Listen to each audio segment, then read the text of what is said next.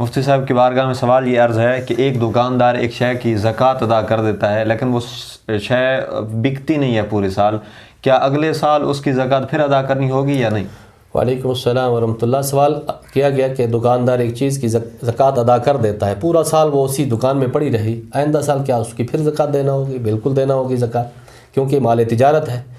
اگر نہیں بکی تو کم از کم اس کی ویلیو بڑھ گئی ہوگی، کیونکہ مارکیٹ کے اندر اس کی ویلیو بڑھتی رہتی ہے، یا کم از کم وہ مال تجارت ہے۔ اسی طرح سونا گھر میں پڑا رہا، 7.5 تولے سونا ہے، اگر اس کو تجارت میں نہیں لگایا تو وہ تو خلقی طور پر ثمن ہے، اس کا ہر سال اس کی زکوٰۃ دینا ہوگی۔ اسی طرح مال تجارت جو ہے یہ اس کے اندر یہ زکوٰۃ کے 3 مال ہیں، ایک ثمن اور دوسرا مال تجارت، تیسرا سائمہ جانور۔ تو یہ حقیقی طور پر یہ مال تجارت یہ زکوٰۃی مال ہے، ہر سال اس کی بہرحال زکوٰۃ دینا ہوگی، چاہے وہ فروخت ہو یا نہ ہو، جبکہ وہ رکھا فروخت کے لیے ہو۔ جب فروخت کے لیے رکھا ہوا ہے تو وہ مال تجارت ہے، تو مال تجارت پر سال بسال گزرنے پر اس پر زکوٰۃ لازم ہوگی۔ واللہ تعالیٰ اعلم بالصواب۔ جزاک اللہ خیر۔